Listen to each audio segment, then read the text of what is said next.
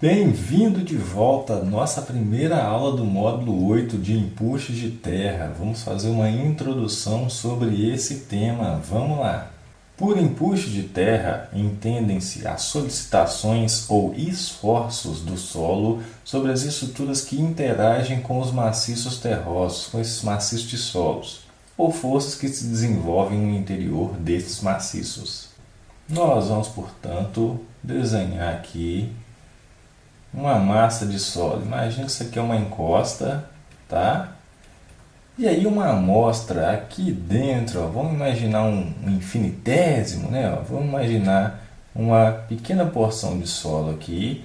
Essa porção, né, essa amostra, ela vai estar sobre um estado de tensões, uma tensão vertical, uma tensão horizontal, e isso vai manifestar três possíveis estados do solo. Se não houver nenhuma perturbação sobre essa amostra, nenhuma movimentação de terra, nenhuma obra nessa encosta, nós falamos primeiramente em um estado em repouso do solo. Se porventura nós fizermos algum tipo de escavação, imagina que nós escavamos toda essa parte aqui, ó, né? Façamos uma escavação aqui. Então, onde era a encosta, agora a gente vai deixar esse paredão vertical.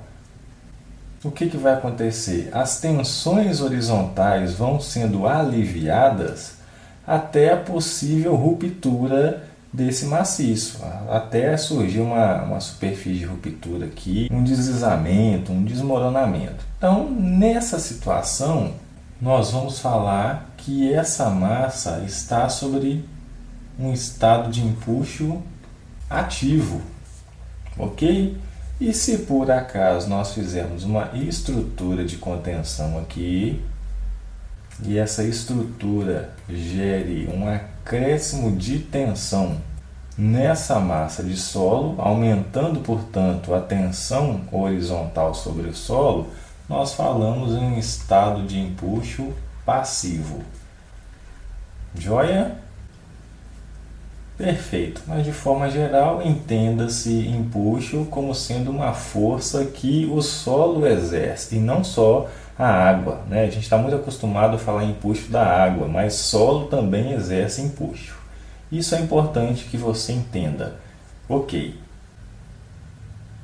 Quais são os tipos de obras de terra que exigem conhecimento de empuxo? Nós vamos mencionar dimensionamento de muros de arrimo, escoramentos de escavação, encontros de pontes, pilares de pontes e problemas de capacidade de carga. O que é capacidade de carga? É a resistência, basicamente, a resistência ao cisalhamento em obras de fundações.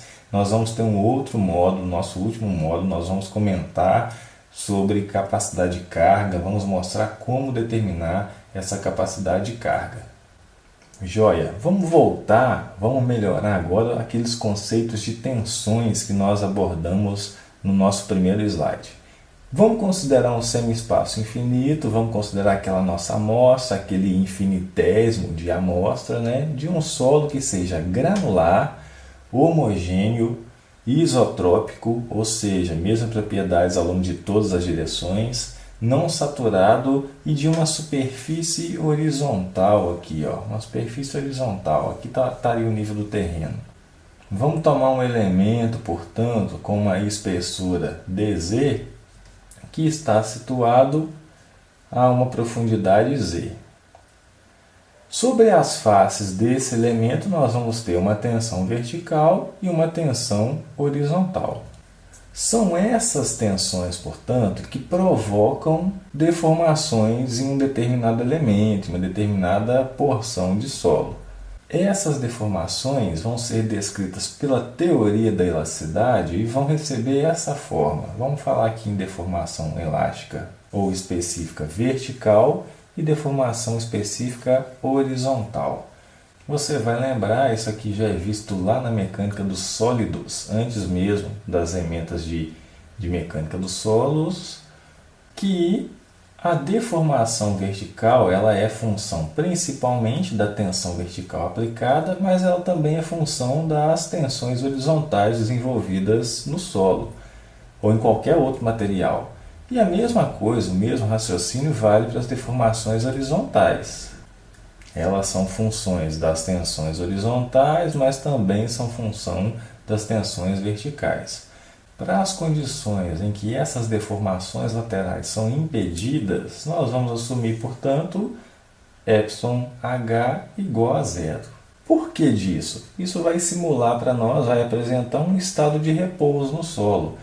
Se essas deformações se tornam ou são tomadas como zero, vamos igualar essa expressão aqui a zero. Olha o que vai ficar. Esse μ aqui, na verdade, em outras literaturas vai ser tomado como um coeficiente de Poisson, mas entenda-se ele aqui como coeficiente de Poisson. Portanto, essa igualdade a zero, se nós formos melhorar a expressão aqui, multiplicar μ por σv e μ por σh, nós vamos chegar em uma relação, tá? Faça as contas aí, em uma relação de tensão horizontal sobre tensão vertical igual a menos coeficiente de Poisson sobre 1 menos Poisson. Essa relação de tensão horizontal sobre tensão vertical é o nosso chamado coeficiente de empuxo. Como nós estamos assumindo a condição de deformações horizontais igual a zero, nós falamos, portanto, em um coeficiente de empuxo no estado de repouso. Ok? Não há perturbação no solo, nem ativa nem passivamente. Agora, vamos imaginar que nós tomemos uma massa de solo e façamos uma escavação nessa massa. E aqui está um anteparo, está uma parede, um muro, para não deixar esse solo romper. Quando nós escavamos toda essa massa que antes havia aqui, e fazemos essa escavação, colocamos essa parede, o que está acontecendo? Existe uma mudança no estado de tensão aqui do solo. Isso vai acontecer de forma que essa tensão horizontal vai diminuindo até uma possível ruptura ou ao caso onde nós inserimos um aumento de tensão horizontal nessa massa. É o que a gente vê agora. Permitindo-se os deslocamentos do anteparo para a esquerda, provocando-se uma expansão no solo, a tensão horizontal decresce até um valor mínimo, correspondendo aí à condição de ruptura. Imagina, portanto, que aqui estava o nosso anteparo. Se houver uma movimentação aqui para a esquerda, esse maciço de solo vai sofrer alívios de tensões até a possível ruptura. Agora, se por acaso, letra B, nós viermos a aumentar os deslocamentos contra o maciço, imagina que nós estamos fazendo uma pressão agora, nós estamos empurrando aquela parede contra o maciço, nós vamos criar aqui um aumento nessa tensão horizontal, certo? A chamada agora tensão horizontal passiva, que isso também pode corresponder a uma condição de ruptura. Essa condição é denominada, portanto, passiva e a relação tensão horizontal passiva sobre tensão vertical vai receber o coeficiente Kp, chamado aqui de coeficiente de empuxo passivo. Nós não falamos aqui para a condição ativa, mas quando nós temos uma tensão horizontal menor do que a vertical, nós vamos ter o chamado coeficiente de empuxo ativo. Tranquilo? Ok. Bom, Cris, mas na prática o que importa? O meu solo pode estar no estado ativo ou no estado passivo? Exatamente. O que não pode acontecer é que você chegue a ter no maciço uma tensão horizontal ativa ou passiva que gere a ruptura desse maciço. Então, é preciso haver um equilíbrio. Essas tensões horizontais precisam estar em um intervalo, seja de expansão ou de compressão, onde exista um equilíbrio elástico, certo? É isso que representa aqui esse gráfico. O nosso coeficiente de empuxo precisa estar nesse intervalo de equilíbrio elástico, onde as tensões horizontais desenvolvidas não gerem ruptura desse solo. E retomando a questão de empuxo em repouso inicialmente, vamos por fases, repouso, depois empuxo ativo e por fim passivo. Existem várias pesquisas, várias bibliografias que propõem valores de K0, de coeficiente de empuxo em repouso. A mais utilizada delas é essa letra A de Jacques, 1944, que assume que o coeficiente de empuxo em repouso seja dado por 1 menos seno do ângulo de atrito do solo. Fraser vai apresentar uma outra relação, Kessley outra relação, Brooker outra relação, mas a que nós utilizamos nas nossas obras, a que nós utilizamos para fins de estudos, principalmente aqui no Brasil, é a de Jacques, K0 igual a 1 menos seno do ângulo. Guarde isso, porque tem questão de concurso que explora esse conceito, explora essa apresentação de Jacques. Ok? Teorias de empuxo de terra. Vamos ver o que nós temos para explorar sobre essas teorias. A primeira teoria de determinação de empuxos e a mais utilizada por sua simplificação é a teoria de empuxo de Rankine. Quais são as hipóteses que o método ou a teoria de Rankine explora? Nós vamos considerar a existência de um maciço homogêneo de extensão infinita, ou seja, com terrapleno, um topo do terreno infinito ou de grandes dimensões, superfície plana e horizontal, tá? Então sem nenhuma inclinação aqui, sem nenhuma inclinação de terreno, vai ser horizontal. E vamos considerar o solo ou maciço nos estados de plastificação de Rankine, ou seja, vamos assumir aqui uma abordagem de equilíbrio limite que nós exploramos lá em resistência ao cisalhamento. Joia! E por falar em resistência ao cisalhamento, nós trazemos aqui duas abordagens de relação de tensão vertical e tensão horizontal. Vamos tomar esses dois círculos de Mohr aqui, vamos tomar esse círculo aqui e esse círculo aqui. Olha o que está acontecendo para esse primeiro círculo. A tensão horizontal nesse ponto aqui, ela é menor do que a tensão nesse ponto, que é a tensão vertical. Então nós temos uma tensão horizontal menor do que a tensão vertical, e nesse caso nós falamos que o solo se encontra em um estado ativo, porque as tensões horizontais estão cada vez mais sendo aliviadas. Agora, olha o segundo círculo de Mohr. Nós temos uma tensão horizontal que é maior do que a tensão vertical. Nesse caso, falamos em estado passivo. E qual é a relação para se determinar os coeficientes de empuxo? Ka, estado ativo, e Kp, estado passivo. Geometricamente, trigonometricamente, nós podemos assumir a seguinte relação, que a tensão horizontal ativa em relação à tensão vertical no solo pode ser dada como uma relação de senos de ângulo de atrito. Isso aqui é basicamente trigonometria, tá? Desses círculos. Você pode estar testando isso aí em casa, mas nós vamos direto, não vamos passar por essa dedução.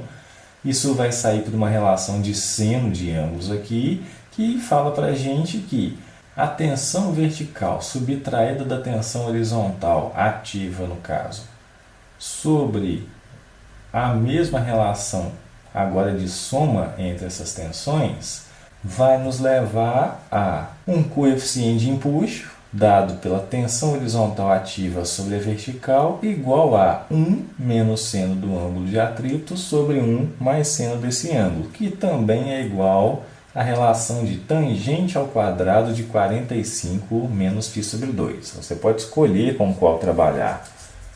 Mas para fins aí de concursos, provas, particularmente eu acho mais fácil guardar a primeira. Bom, e a mesma relação pode ser tomada no estado passivo ou para se determinar o coeficiente de empuxo passivo. Só que agora é o contrário.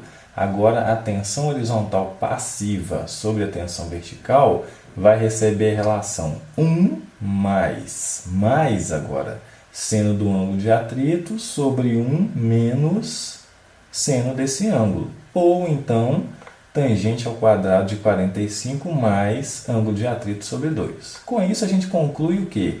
Que a relação entre KP e KA é inversamente proporcional. Um é o inverso do outro. Ok? Isso vai ser muito importante para nós.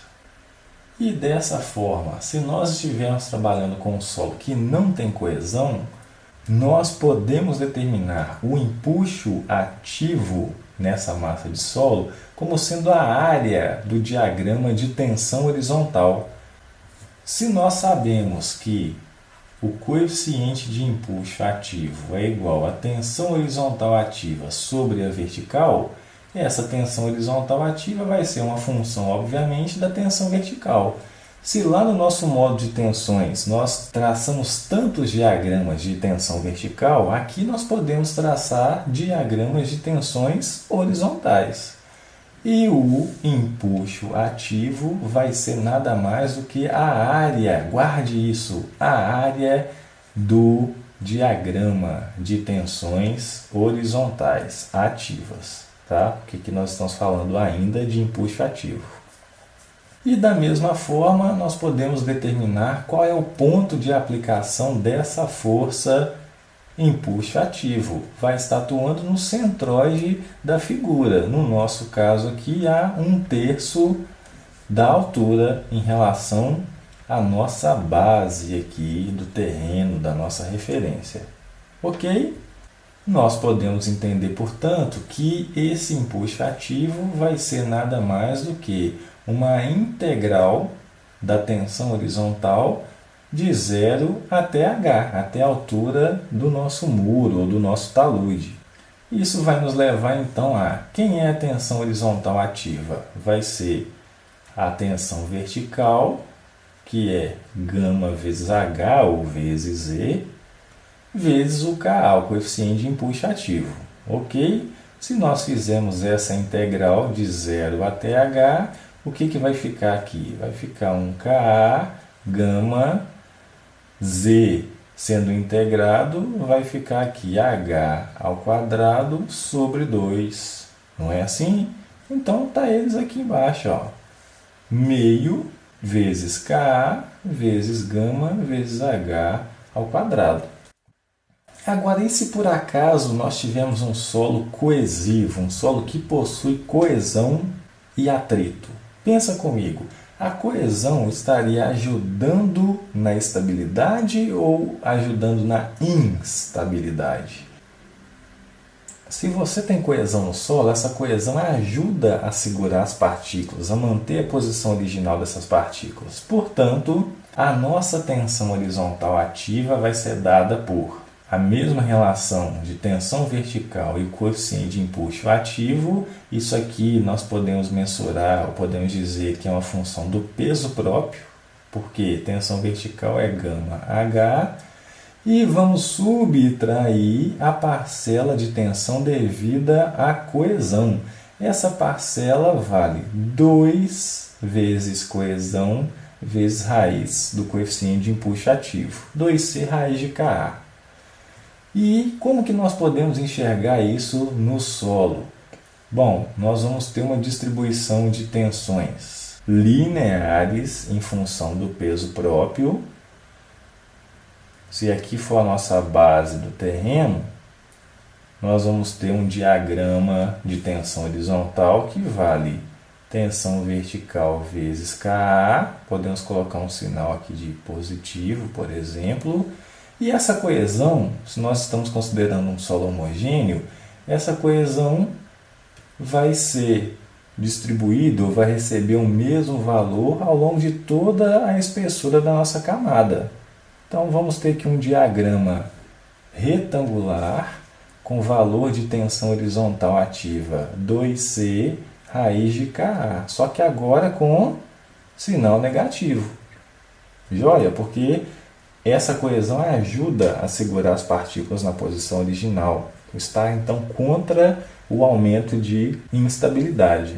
E já que nós traçamos os diagramas de tensões horizontais, como que nós vamos calcular o empuxo? Como que nós vamos calcular um empuxo total nesse maciço que tem coesão? Vai ser simplesmente um somatório das áreas. Aqui nós temos uma área triangular, onde a base vale a tensão vertical vezes o Ka, e temos um outro diagrama retangular. Se nós considerarmos que a altura desse maciço aqui vale H, como é que vai ficar esse diagrama 1 e esse diagrama 2 em relação ao empuxo? Vamos chamar aqui de empuxo ativo 1. Vai ser a área do triângulo, base vezes a altura sobre 2. A nossa base vai ser convencionada como a tensão horizontal do diagrama. A nossa base aqui, portanto, vai ser tensão vertical vezes Ka, ou seja, gama H vezes Ka, vezes a altura H, aqui seria H maiúsculo também, me perdoa. Isso tudo sobre 2. Isso aqui vai dar meio de Ka gama H ao quadrado. Temos isso aqui na nossa equação final, olha aqui, essa parte aqui devida ao peso próprio, meio de Ka gama H ao quadrado. E como que ficaria a área desse diagrama 2, ou empuxo ativo 2? Base vezes altura. Nossa base vale 2C raiz de Ka e a altura H. Essa parcela é essa parcela aqui, com sinal negativo, porque a coesão ajuda na estabilidade. Joia? Ok. E ao falarmos de solos coesivos, nós podemos mencionar que no caso ativo, a distribuição de empuxos ela vai se anular a uma determinada profundidade.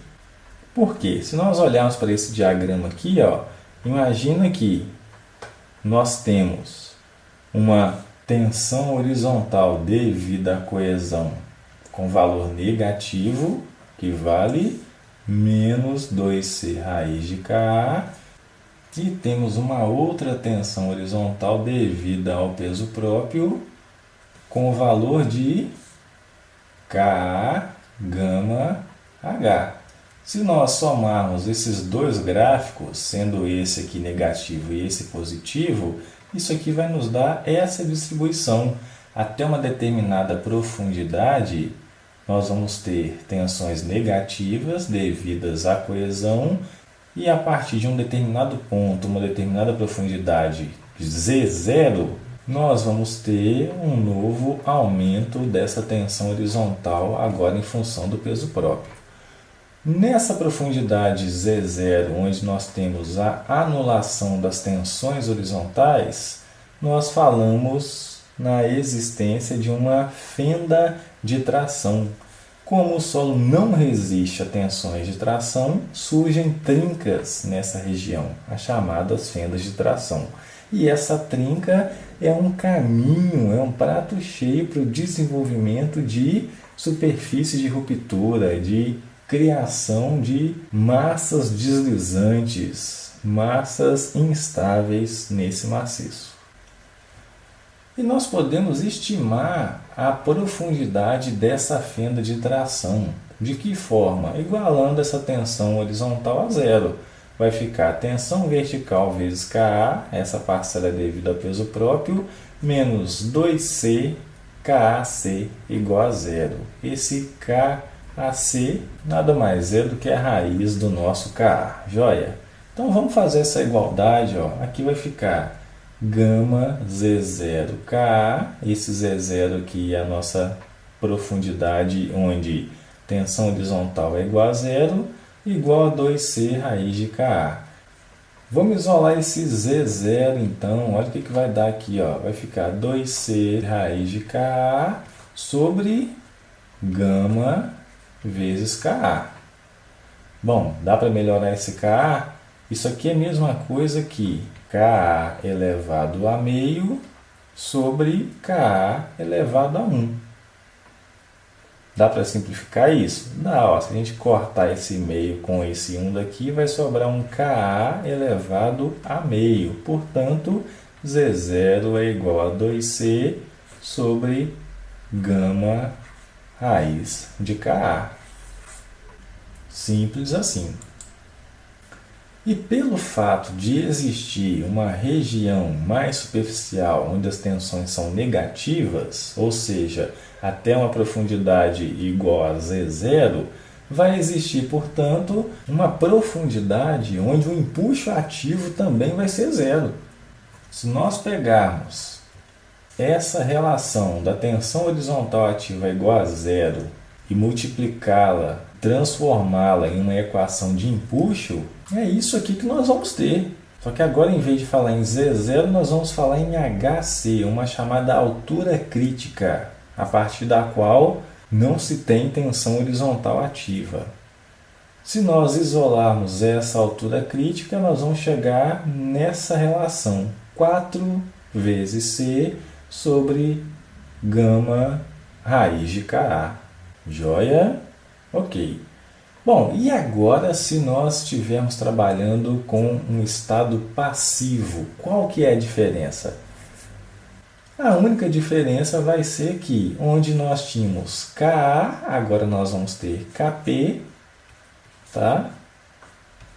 E onde nós tínhamos uma subtração devido à coesão, agora nós vamos ter uma soma. A coesão está agora ajudando na estabilidade. Olha lá, tanto na tensão horizontal passiva quanto no empuxo passivo.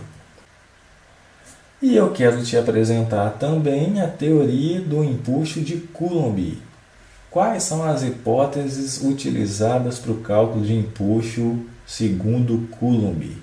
Vai assumir solo isotrópico e homogêneo, que possui um atrito interno e coesão. A superfície de ruptura é uma superfície plana. Não é verdade na prática, mas isso simplifica cálculos. As forças de atrito são distribuídas uniformemente ao longo do plano de ruptura. A cunha de ruptura é um corpo rígido, não há desplacamentos dessa massa, mas ela vai se deslocar, se romper como um corpo rígido, o que também na prática não é verdade, nem sempre. Existe atrito entre o terreno e a parede do muro, ou seja, aderência solo-muro. E a ruptura é um problema em duas dimensões. Isso também simplifica cálculos. Existem métodos gráficos para se determinar esses empuxos de terra. Nós não vamos ver essa abordagem nesse curso. Vamos apresentar as determinações dos coeficientes de empuxo e, assim, os empuxos ativo e passivo em função de tabelas, em função de valores específicos. Olha o que você vê aqui. Existirá agora um muro que pode não ser mais só horizontal, ele pode ter agora uma angulação alfa em relação à horizontal. Pode existir uma inclinação do terrapleno, pode existir uma inclinação do terreno com ângulo beta. E nesse caso de parede, de paramento inclinado, nosso empuxo também vai ser inclinado com uma angulação delta, ou seja, do ângulo de aderência desse solo. Esse empuxo pode ser decomposto em uma horizontal, um empuxo aqui ativo horizontal e um empuxo ativo vertical. E assumindo, portanto, essa teoria de Coulomb, os nossos coeficientes de empuxo vão passar a assumir essa forma demoníaca. Olha que doideira! Por isso que existe método gráfico, tá? Mas nós também temos tabelas para equacionar isso. O coeficiente de empuxo ativo vai assumir essa forma, envolvendo o ângulo do muro, alfa, o ângulo de atrito, a aderência, a inclinação da superfície do terreno e Kp da mesma forma. Eu te apresento agora tabelas que vão facilitar essa determinação. Por exemplo, se você tiver um muro com alfa igual a 90 graus, uma parede vertical e sem inclinação da superfície, nós temos aqui valores de Ka segundo a teoria de Coulomb.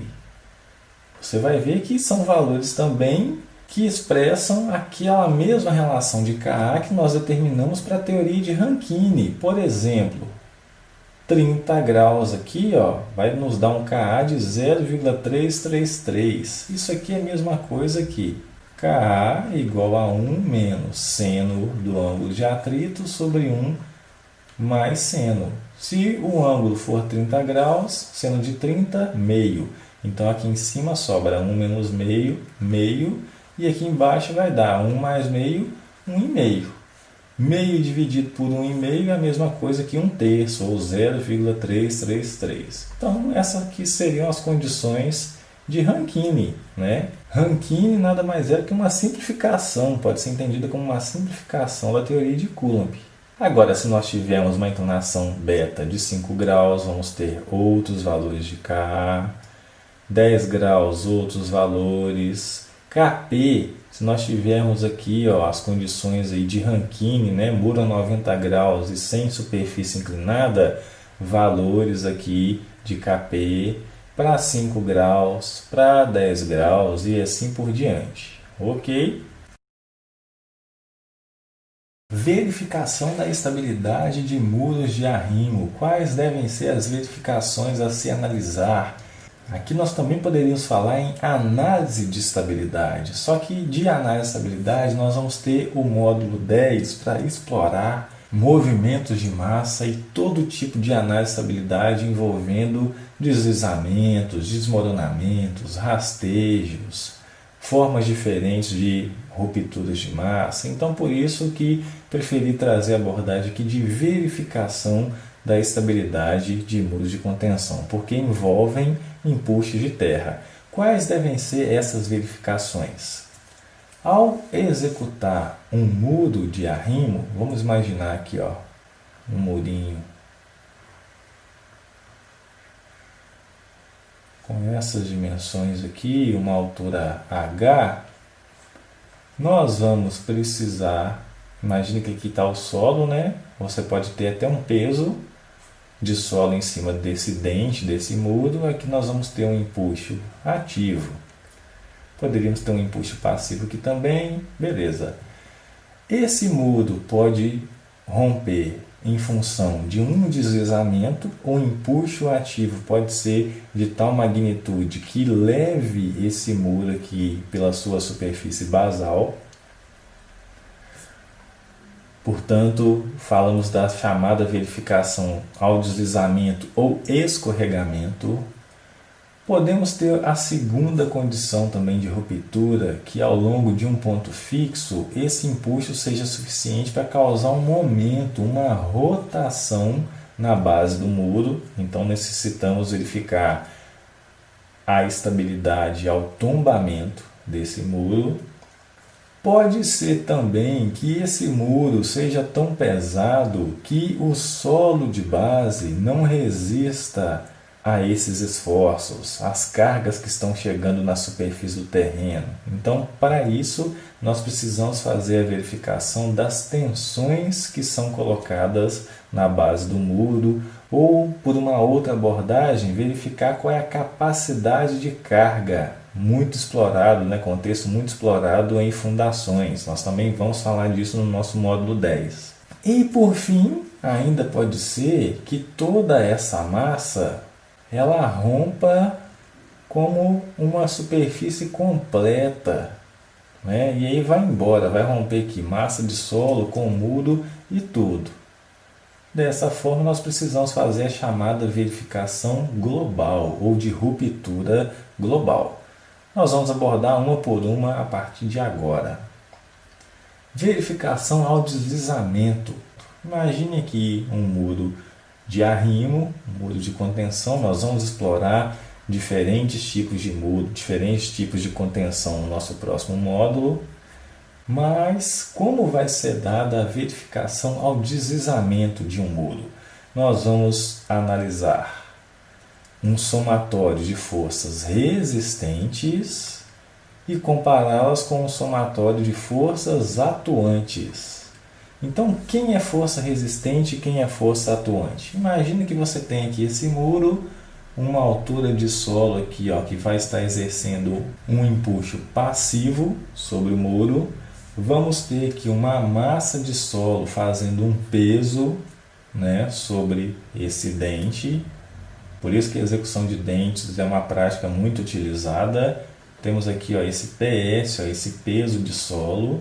Vamos ter, portanto, um empuxo aqui, ó, chegando inclinado, que vai nos dar uma componente horizontal e uma componente vertical. Por quê? Porque existe uma inclinação aqui do terreno. Então, quem é força resistente? O peso do muro é força resistente. O empuxo passivo é força resistente, porque está tendendo a deixar o muro estável na posição dele. O peso do solo sobre esse dente é força resistente. Em contrapartida, o empuxo ativo, na sua componente horizontal, é uma força atuante. E nós poderíamos citar ainda a componente vertical desse empuxo como força resistente também, né? Então ficariam aqui, ó, como forças resistentes, o peso do muro, o empuxo passivo, o peso do solo sobre o dente, a componente vertical do empuxo, enquanto uma força atuante, no nosso caso, seria a componente horizontal do empuxo ativo. Colocando isso aí na balança, fazendo essa relação de forças resistentes e forças atuantes, para que nós atestemos a estabilidade ao deslizamento, esse fator de segurança deve ser maior que 1,5 a 2. Maior do que 1,5 se nosso maciço for de solos não coesivos. Maior do que 2 se for de solos coesivos. Nós não podemos deixar de mencionar que Tezague apresentou uma solução para a determinação da aderência solo-muro, a nossa aderência delta.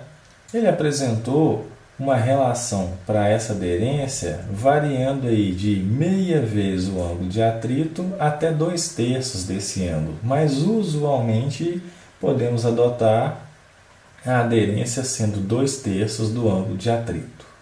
Nesse caso, as forças resistentes aqui, ó, como o empuxo passivo que nós apresentamos, elas vão poder contar com essa componente vertical do peso. Lembra que no slide anterior nós falamos que o peso do muro é força resistente? É sim, só que não a componente vertical desse peso, mas sim a componente horizontal, que vai ser dada por peso do muro vezes a tangente dessa aderência solo-muro. Aderência onde? Na base do muro. Então está aqui, ó, somatório de forças verticais, como por exemplo, peso do muro, peso do solo sobre o dente do muro, vezes a tangente aí dessa aderência. Já Marchetti, 2007, considera que essa força de atrito pode ser dada entre 2/3 a 90% da tangente dessa aderência. Qual das duas abordagens é mais utilizada? É mais utilizada a consideração de aderência como sendo 2/3 do ângulo de atrito. Portanto, delta igual a 2/3 de φ. A segunda verificação que nós precisamos fazer é de tombamento. Em relação a um ponto fixo, por exemplo, aqui na base do muro, nós precisamos verificar se todos os momentos que tendem a levar esse muro a rotacionar, a tombar, são maiores ou menores do que todos os momentos que tendem a deixar esse muro estável. Então aqui nós falamos em momentos resistentes e aqui momentos atuantes. E a verificação do fator de segurança tombamento vai ser dada como somatório de momentos resistentes sobre somatório de momentos atuantes maior do que 1,5 a 2. E a mesma relação é apresentada, é válida para fatores de segurança que nós apresentamos para solos não coesivos e coesivos. Maior do que 1,5 para solos não coesivos, maior do que 2 para solos coesivos. Bom, e se nós chegarmos aqui a um fator de segurança maior do que simplesmente 1? Está estável? Fator de segurança maior do que 1 está estável. Só que perante normativas brasileiras principalmente, nós precisamos garantir nos nossos projetos fatores de segurança maiores do que esses recomendados por norma, 1,5, 2, nesse caso de estabilidade de muros. Outra verificação que nós precisamos fazer são a das tensões que se desenvolvem na base desse muro. Essas tensões, em função do peso, dos momentos gerados pelo muro e pelo empuxo, obviamente, devem ser menores do que a capacidade de carga dessa fundação, do que a resistência dessa fundação. E essas tensões vão ser determinadas em função das cargas verticais desenvolvidas, peso aí do muro de concreto, o empuxo na vertical, peso do solo, em relação à área do muro. Essa área vai ser a nossa base do muro vezes 1, porque o cálculo de empuxo vai ser analisado, vai ser dado por método linear. E mais ou menos, em função do sentido aqui do momento, uma relação de momentos fletores com a inércia desse muro. Então, deve-se fazer também uma análise dessas tensões desenvolvidas na base do muro, pensando-se na estabilidade do fundo da estrutura ou na capacidade de carga dessa fundação.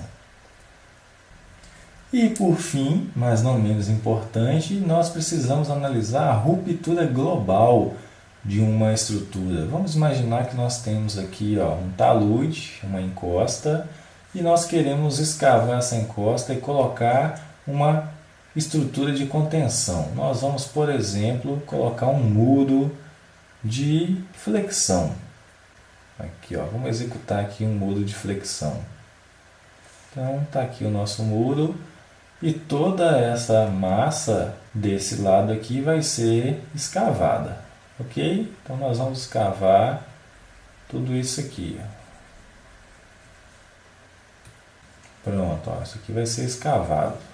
Aqui vai ficar o nível do terreno. Aqui também vai ser escavado, né? Pronto. Pode ser que o nosso muro não rompa por deslizamento, não rompa por tombamento, nem pelas tensões do fundo desse muro, mas pode ser que a ruptura comece aqui, a montante do muro, e ela passe pela base e toda essa massa venha romper, levando o muro e tudo. Essa análise é chamada de análise de estabilidade global, ou analisando-se, portanto, a ruptura global desse muro, onde o problema não está nem na fundação, nem no contato solo-muro, mas na massa generalizada que envolve maciço e muro. Joia são as 4 principais verificações de estabilidade de muros de contenção, muros de arrimo, e nós vamos trabalhar com essas metodologias, com essas nomenclaturas, com essas abordagens nos nossos exercícios, nas nossas questões. E eu te vejo lá!